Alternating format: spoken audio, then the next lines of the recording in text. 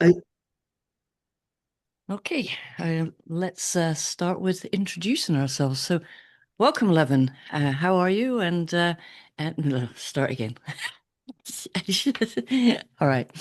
Um, so, welcome, Levin. Would you like to introduce yourself? Thank you, Susan. Yes, very happy to. My name is Lewin Keller. I'm 37 years old, married, having three kids. I live in the beautiful Black Forest, that's the south of Germany, opposite side of Munich, close to the French and to the Swiss border. And if you hear the names of those countries, then you know the quality of life is high. So couldn't feel more blessed than the life that I'm having. Sounds fabulous. And I'm Susan Caesar. I'm the director of AI for ICF. And I also founded an organization called Humane Org, which is where this podcast will go, is through my Humane Coaches show. So, our conversation today, it will be free flowing, see what comes up for us, what emerges. I guess what's top of mind for you at the moment when you think about AI in coaching? I love that. Thank you. So top of mind for me is that there's a lot of people out there aiming to use AI responsibly, Mm, building tools on their own, customizing tools that are already out there in order to create client impact. mm, And the fundamental issue that I'm observing, especially talking to coaching providers and enterprise organizations, is that oftentimes there is no impact because they lack adoption. So this is the fundamental and number one topic that really is driving me to explore ways on finding strategies and ways to make it count and actually make sure the tools that we're building, if they're designed correctly and if they're implemented with care and with design, and they're also creating an impact. mm. So I'm curious there, you talked about the tools and the lack of adoption and usage, if you like, and that being is that, do you see that as a barrier, or are people trying it but not finding that they want to continue, keep coming back? Mhm. Yeah, that's good questions.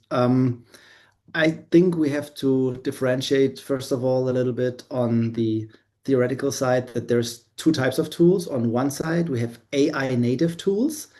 Well, they can be built by coaches. They can even be monitored or supervised by coaches, by human coaches. That means they have the human in the loop, but they're doing the delivery fully autonomous. We usually say AI-led coaching. Mm, And then we have human-led coaching that has some forms of AI.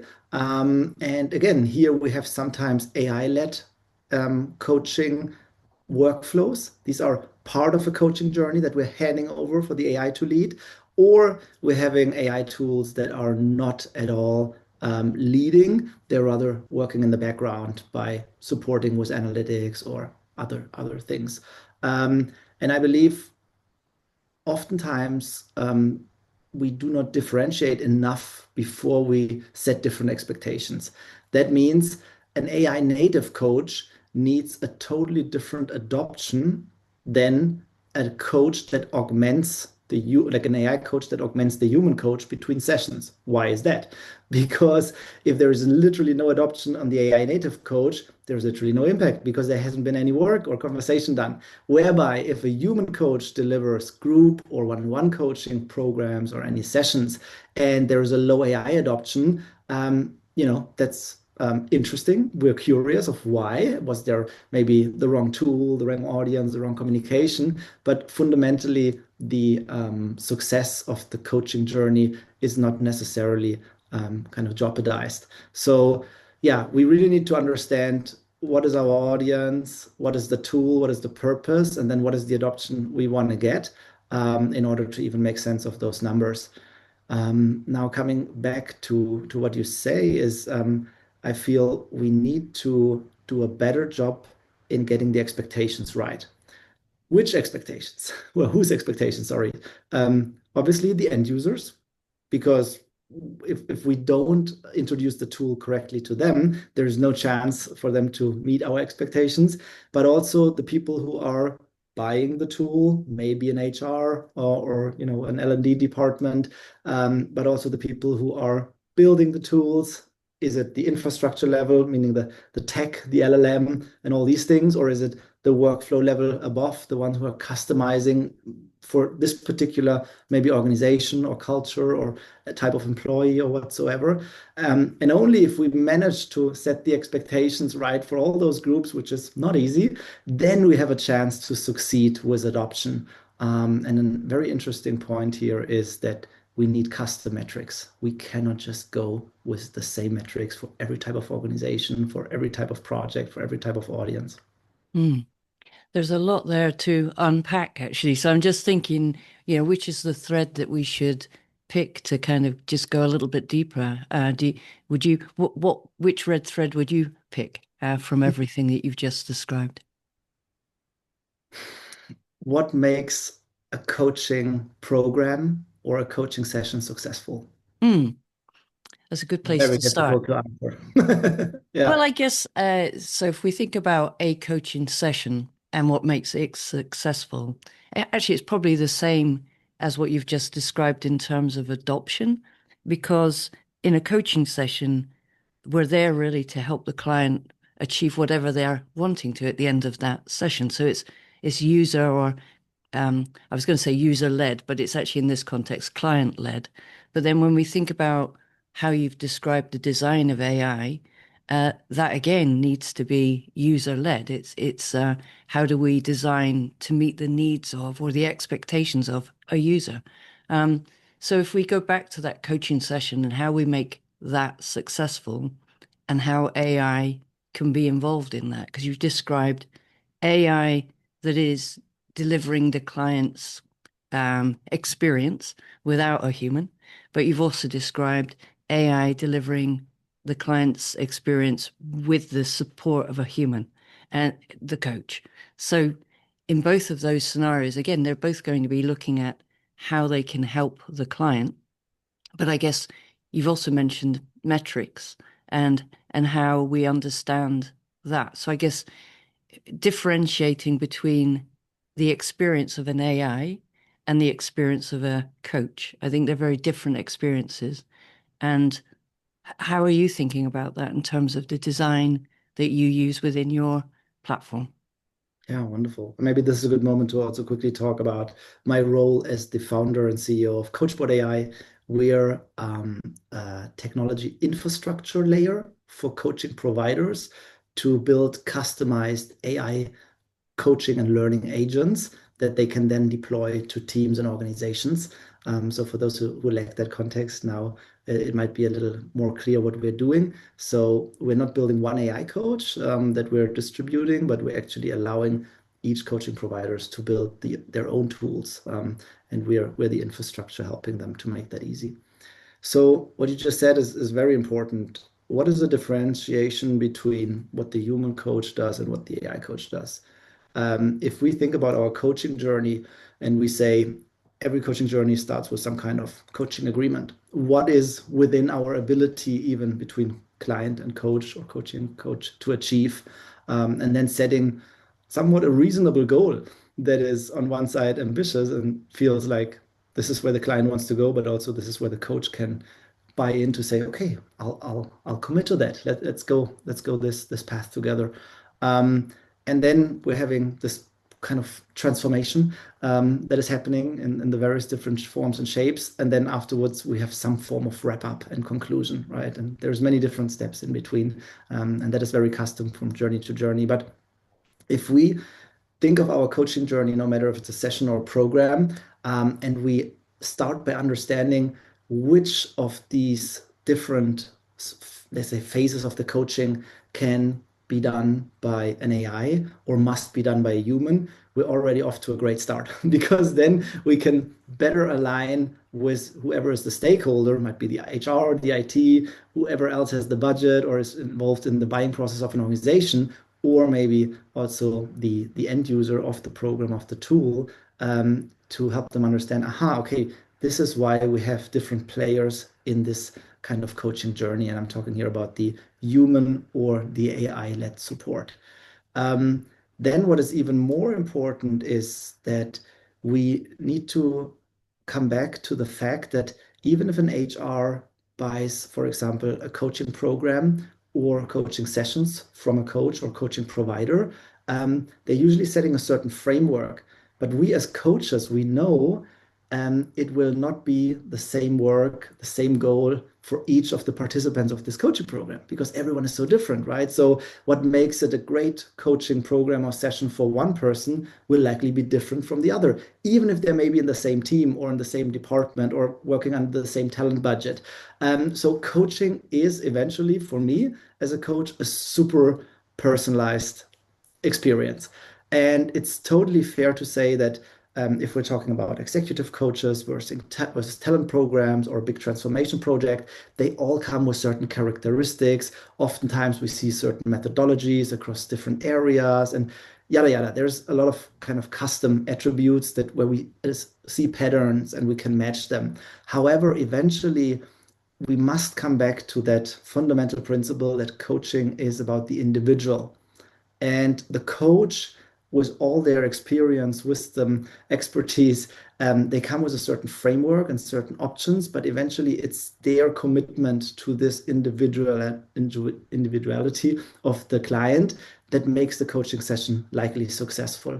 And with that, when we, let's say, build a tool that comes for a certain client group, let's say for a talent group, um, having the same metrics for everyone, that might already be somewhat contradictory. So how can we, let's say, sell a tool to, for example, an organizational buyer in a way that we promise certain KPIs, metrics, gains, but at the same time allow the individual within the same, let's say, area or framework find KPIs, metrics that for them apply, and all of that so that maybe the human that is involved can also handle this entire process. And so it's getting a little complex here, what I'm trying to say, but I want to make this point that it's really difficult to say this is the one way how we measure the success of a coaching program. And with that, it's also very difficult to say this is how we measure the success of an AI tool, for example. And engagement is easy, that's very universal. But the moment we come to the quality of the coaching, how many new thoughts did we create? How many problems did we solve? What new kind of, let's say, beliefs did we maybe shape or what did we transform? Then every coach probably, or every coaching school, every coaching provider has a different point, and every organization, every culture has a different point. And with that, yeah, measuring the quality is a science itself. And it's not just about the adoption, it's also about the impact. And this is a big challenge, I think, for us to solve in the next couple of years. Mm. I'm glad you said next couple of years rather than the next couple of minutes. So I guess there's three things, I guess, that came to mind as you were describing what you see and how you're approaching that space.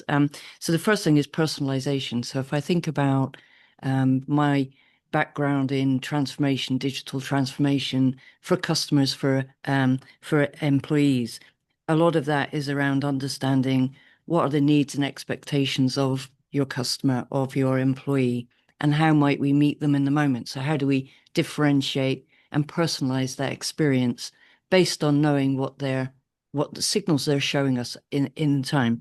And then if you combine that with the power of AI in being able to spot patterns, to understand context, and to surface new or novel ideas in that experience, I think that's a very powerful opportunity. And I think in there also is where the data points, the KPIs will come from those signals that happen in that moment, in that experience. But then, so I'll come back to that. So one was around personalization, one was around the data there. But I guess the third thing that surfaced for me as you were describing that is the fact that I think the truly transformational moments within a coaching session are deeply human. And so I think differentiating between what a coach is able to achieve for a client and what an AI experience does or an AI platform does, they're very different. And so I think there is a need for us to be reclaiming that space of the human coach. Actually, do you want to talk about that a little bit? What do you Yeah. see the very different experiences between an AI platform and a coach? Absolutely. I'm actually getting really tired of the conversations that are out there about AI is going to replace human coaching or Mm. can it replace it? Because no, it's an AI conversation, even if it would meet as many attributes as possible, because it's advancing its technical capabilities. It will never be a human conversation because it's an AI conversation. Just by the nature of this difference, it will never replace the human coach. It might replace some of the benefits that other humans receive while experiencing human conversation, but or not, replace is not even the right word, but it might, fulfill or potentially meet or exceed even some of those benefits. But it's not this conversation to have. It's a stupid question in my opinion. So we should be moving on, and we should ask ourselves when we talk about AI coaches, and there's all these famous technology companies that have now built an AI coach that is kind of an AI coach generalist that can do a lot of things. Then we as human coaches know the moment we tried this tool, wait, this is not a coach. I mean, it has some elements of coaching, but it's in the first place a productivity tool, also definitely a mentor because it's giving a lot of solutions and advice. And then at aspects, it comes with Socratic questioning and reflections and so forth. But this is not what we as professional coaches would consider a human coach. This is the whole part of AI democratization in coaching. And this is where we're talking about the use case of there's a big corporation and they're already investing into learning and development, and their executives, their talent programs have already coaching access in terms of programs or one-on-one sessions. But about 85% of the organization have never had a coaching conversation. And now they're saying, wait, we want to give them also something that is a coach-like experience. And here, the definition of an AI coach is not the one of a human coach. It's really this mix of different methodologies like consulting, coaching, mentoring, sometimes even therapy, depending on the tool, mixed into something that is perceived helpful. And again, how do we measure it? Is it the engagement that we're measuring? Like, for example, with a GPT, a Gemini, a Claude? Or is it more the value of the answers that we're getting? Are we, when we think about GPT, measuring the amount of hallucinations or the level of quality or the depths of the conversation when using an LLM? No, everyone's talking about weekly active users. It's engaging.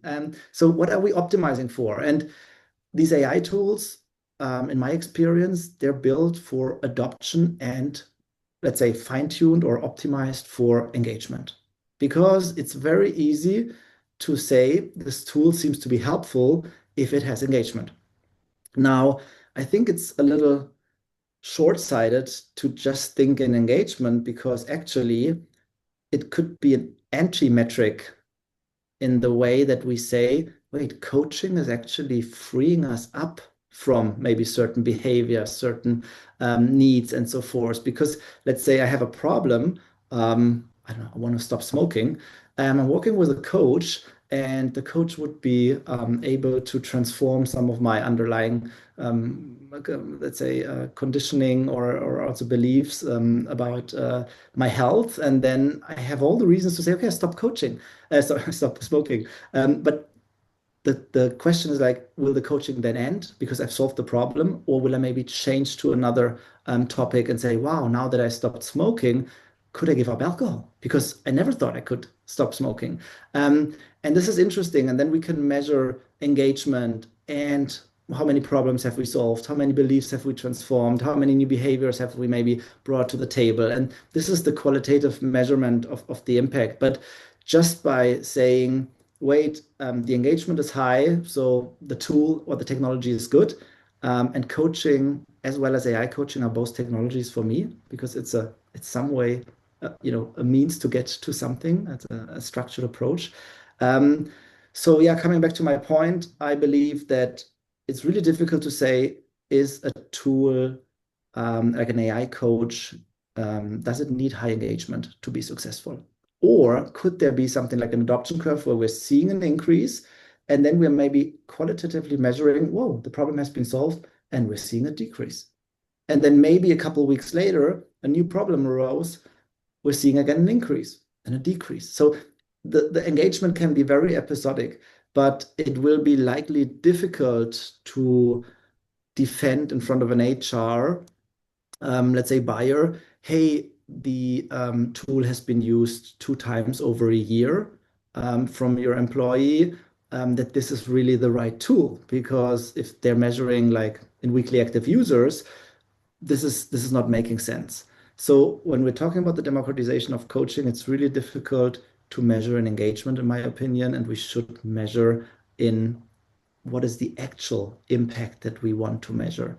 And this could be changing, the mindset, brainstorming new ideas, the fresh thoughts that I talked about earlier, or changing beliefs, or building certain social skills or human skills. So this is where the custom metrics come again into play. On the other hand, when we're not talking about the democratization of coaching, we can talk about human-led coaching as we know it for over 30 years with one-on-one or group coaching sessions. Here, AI has the power to transform the nature of coaching from being episodic to become a continuous process. This is the cool part, right? Not every 2 weeks, one session, not only 4 sessions because of budget. No, it's a continuous process, and the coaching journey can unfold in new levels of depth, of availability, and so forth. This is the one benefit. The second benefit we're only learning about now. We're avoiding people looking for help elsewhere. Why would we want that? Maybe as an employer, I dislike the fact that my employees are looking for support in their mental well-being with some tools, let's say like a ChatGPT or other LLMs, that you as an employer do not provide. So we know those tools are out there, they're for free, they offer help. People are naturally, kind of drawn to them. But let's say the employer hasn't built yet the infrastructure or doesn't have the funds or whatever reasons to create this in a protected environment. What are those protections? Data security. If I'm using the tool and talking about some kind of sensitive information or even work secrets, are they somewhere stored in safety and not handed over to third parties where it shouldn't? But also psychological safety. Do those tools have the guardrails in order to protect, for example, the psychological safety of the user when things move a little further into areas like therapy, for example? So here, as an employer, I actually have to take the responsibility that if I offer coaching, which is episodic, which is likely just in a short amount of time, again, 4 or 5 sessions, maybe once a year, or for executives, it's going to be a little more. What happens in between? Because we all know as human beings, personal growth is not just happening in the coaching session, right? It's happening in the moment, in the context of our lives and jobs. And this is where we need support oftentimes. And this is where we then turn to these other tools. And this can be a harmful experience for either the individual or as well, or only the organization. And this is where it's becoming so powerful now to use AI as an additional layer of support, for example, in between coaching sessions, or also before the coaching session even starts, in order to onboard the user, do an assessment in a nice conversational way versus an old school questionnaire, or helping the user to brainstorm already a little bit about goals. Or if they're new to coaching, just start with this basic conversation. What is coaching versus mentorship versus therapy? Because this would all be valuable time that will be taken away from the human coach, especially if there's only a limited budget available or limited human resources available. And this is where I can really complement.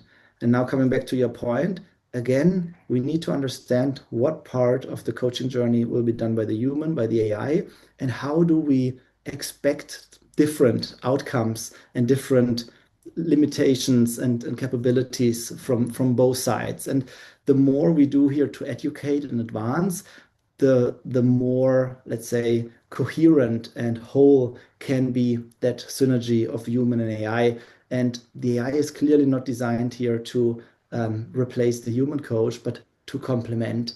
And only if we get this really well aligned, this hybrid synergy of human and AI, then we can go beyond what human coaching could do today. Mhm. So I think as I'm listening to that, you're describing like a world where, if I think about an organization, you've got a whole kind of ecosystem there of experiences or considerations, things that we need to be intentional about. And also, there you've talked about the coaching session itself. So, being very intentional about that life cycle or journey. And I think within all of that, if I could zoom out, it would be about thinking intentionally about how we design the how we introduce AI into or tools, because they're just tools actually. So how are we thinking about the tools that we have for human development within our organization, and how might AI fit with that?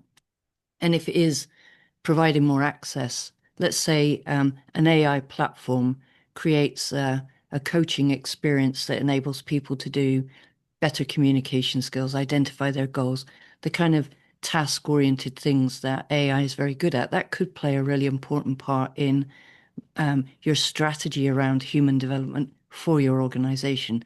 Everyone has access to that level of discovery for themselves. But then there could be this, so it's like an entry level, if you like, or a concierge into this growth of human development for your whole organization. But then in some of those experiences, you could be having signals that help you understand actually these people or this individual at this time is appropriate for coaching. Um, because of either the nature of their work is such that it's perhaps they're operating in a space where it's it's a new territory for the organization, something they've never done before. So it's a uncharted territory, and in that space, coaching with a human coach can be really valuable to transform and get underneath the surface of what the possibilities are. Um, is that have I kind of understood the space you were describing? Absolutely. Yeah, it starts with things like a concierge. What is a Mm, concierge? I like that you use the word because we use it as well. It's a mix of a trainer that possesses certain knowledge or knows certain processes, for example, and that can also feed in where it makes sense a little element of coaching. Can be, as in your example, a role play, just to take what we just learned, maybe in that human-led training or in even that AI-led training into a role play. But it can also be, wait, you had that training a while ago. I totally understand you no longer have this information. Let me show you again where to find it, or let me help you recap it and so forth. So mhm, there's this trainer aspect, and then, okay, and how does this apply now to your job? How could this be most useful for you? And then the coaching question. Um, and these concierges are super helpful, especially when we want to assess where is the employee, where is the coachee, and then be helpful in the moment with a mix of, is there a knowledge gap that we need to fill, or do we need to point them to something? And if not, okay, then let's go with a powerful coaching question. Let's mm, create more depth. Let's maybe improve the question. And this is the very first part that you described here. And then the second part is a little more, in my opinion, about workflows. Where in the organization or in the everyday work life of the employee do we maybe have moments where we know a little coaching support could be helpful? This mm, could be when making certain decisions, when navigating certain tools. And this is why, for example, all the big tech players are now building little kind of AI coaches or concierges into their platform. So, on one side, they're being very helpful agents to give you the solution. Oh, can you look in my spreadsheet and give me that data point? But some go beyond and also say, hey, if you're looking into that data point, maybe you're also interested in this. And some go even further beyond and ask, like, hey, why do you want to use this data point? Ah, that's what you want to do. Then I would challenge you that this data point is maybe not as impactful as another one. Could you think of something? And then suddenly we're having a coaching conversation. So, and there are processes in every company, like onboarding, where it would probably make sense here and there to get a coaching question besides consuming all that training content, digesting all that information about their culture, meeting all those people, just to sit for a moment, have a tool that says, how was your day? Is this kind of meeting what you expected? What is special about what you learned so far? What is new? What did you not expect? What changes your view on the industry, on the company, and so forth? And unpack all of that. And we as coaches are used to offer the support, but we're not there when it's needed. Yeah, Mm. we're very rarely there in about maybe 0.0001% of the times of a few employees. So with that, this is where these tools become so helpful. And this is where CoachBot's vision is we want to create this infrastructure that is not just producing an AI coach that sits somewhere and can be used. No, we want to create both AI coaches that are available to be used reactively, but also we want to create tools that are embedded deep into the workflows, like onboarding, like Mm. setting the next goal for the quarter, for the team meeting, even for your conversation with the manager. And then let's think about what is the workflow like? Where is the person? Are they on the shop floor? Are they sitting at their desk? Are they in their home office? Are they stressed? What would they need now? Would they need a rather quick solutioning, laser coaching session? Or do they have time to sit down 45 minutes, in a restful atmosphere and discover something about their values? And only with this context, and this is why I like that you talked earlier about also the importance of personalization and context. Only with this context engineering, we can create environments that are both safe and helpful for the AI to have an impact. I think you're describing there that it's I'm seeing like the blurring of several what would be, I guess, traditional domains within an organization. You've got learning and development training, onboarding, human resources type things. So it's moving away from coaching, actually. It's more of a personal assistant within your work context, say, if we're talking about it from a organization point of view. Um, and so when I think about that, I mean, do you see the blurring of boundaries already? So to make my points really strong, I believe we no longer need training. Why is that? Of course, we still need training, but training without coaching, it's just not helpful because the training transfer is so low that only maxed with the learning on the job in the moment, with the context, with your colleagues, with a coach, or with the AI coach, it becomes really this massive productivity explosion that employers want to see. And then also the other point that I want to make, the org chart is dead. What do I mean with that? Of course, we still have an org chart of the people, but the way we know this traditional org chart is no more. Now, every person in that org chart is potentially having various layers of agents behind them, meaning one person is now maybe handling one or five agents, or maybe they're handling 100 agents who then handle 1,000 agents or even more. And at the same time, some of those persons will no longer be humans on that org chart because even the job that has been handled by a human maybe 10 years ago is now handled by an AI agent. So from an organization perspective, I think these are the big changes, very relevant for HR and L&D that we need to consider. We need to ask us, what is the job to be done? Will it be done by a human or not? And then every human that we're deploying, what agents can we help them with? And some will be more task oriented, as we discussed before, and some will be more coach oriented. But it will end up in this personal concierge, personal assistance, where sometimes we need more coaching, sometimes more solutioning, sometimes more kind of technicalities or more coding, whatever it is. And it's about the tools context and ability to pull from different sources information like context libraries where maybe technical knowledge is stored from the memory of the tool where we know there are certain personal behavior tendencies of this person or something that is very specific to this part of the organization. And by recalling this information in the right moment, we're creating super powerful productivity hacks and hopefully at the same time also very happy and content employees that feel empowered and enabled to have proper well-being while being productive. Mm. I guess it might be a bit controversial now, but I kind of see that productivity was never really a measure that we should have been using for humans. Uh, I think humans, it's all around how we, uh, it's really the performance, not necessarily productivity. productivity, I think, is the space of AI.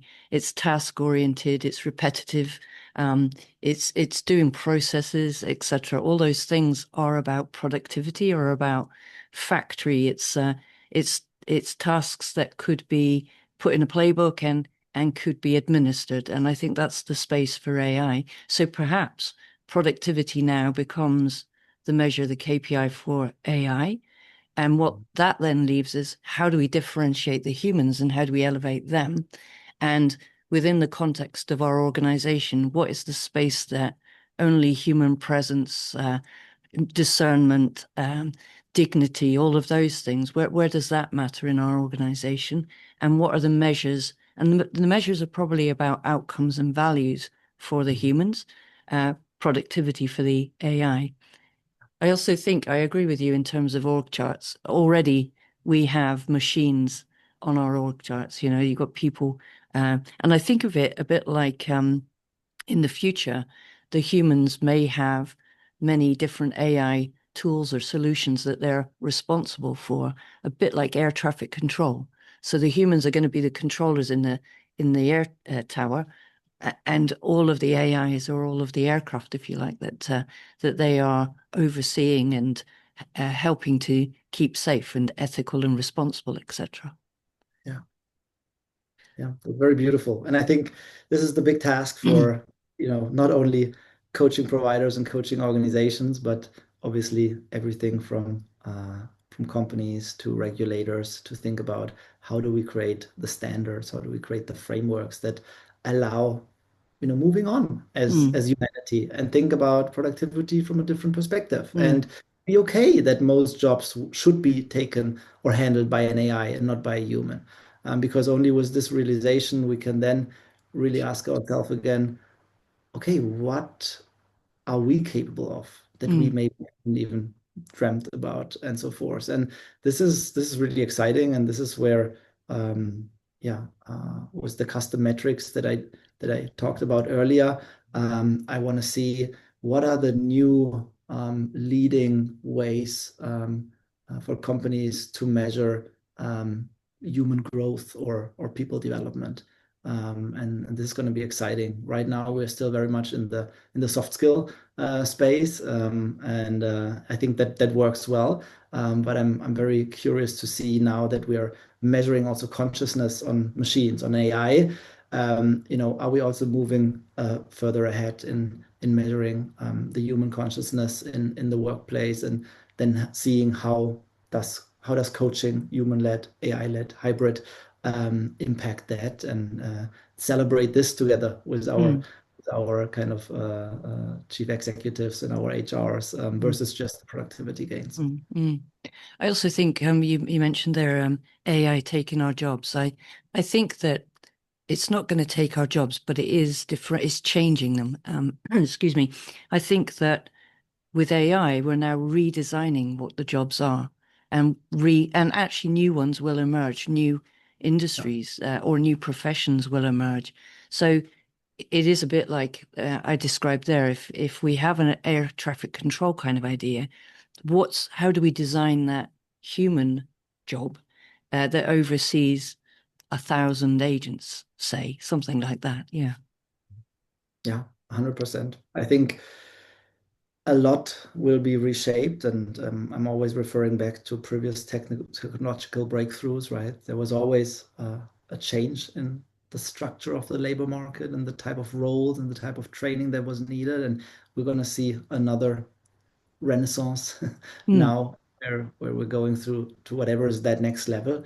And I'm super excited about seeing, someone made earlier today in another meeting the analogy that when you build a house, bricks have a certain size and it's a standard size, and it's basically designed for a human to carry, right? Because human mm, workers carry billions of these bricks mm, over the past years and decades. And now that robots will likely carry those, oh, these bricks are becoming bigger. And we're likely going to be able to build houses a little different because mm, it's just more handy. Yeah, but in the process of redesigning these bricks, building the machines that carry them, do the maintenance for them, provide the energy for this, deal with all the other challenges that come from the energy provision. There are so many new challenges that we as humans are now equipped to tackle that the robots couldn't yet tackle and Mm. solve. And with that, yeah, we're moving ahead, we're moving further, and it's going to be very exciting to see what humans of the present and the future will be capable of solving. Perfect. Yeah. I'm looking forward to looking forward with you. So thank you so much for your time today, Levin. It's been fascinating. Thank you, Susan, and thank you for running the Humane podcast. It's a great kind of contribution and very enriching. Thank you. Thank you.